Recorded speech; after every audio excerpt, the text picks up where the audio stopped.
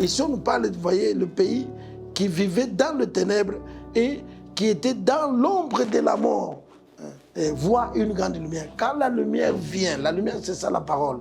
Tout est clair. Supposons que mes histoires n'évoluent pas, mon mariage a des problèmes.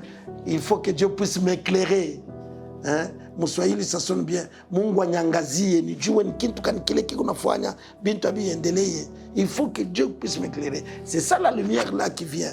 Cette lumière doit, là où il y a l'ombre, cette lumière viendra chasser l'ombre.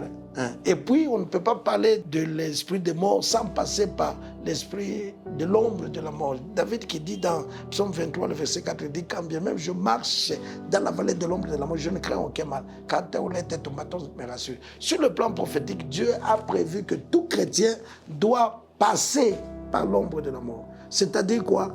Le diable, quand tu fais quelque chose de mal, le diable te propose la mort. Mais Dieu ne veut pas te perdre. Dieu, il voit que tu es son fils. S'il te perdait, c'est-à-dire l'investissement qu'il a fait en toi devient en vain. Qu'est-ce que Dieu va faire?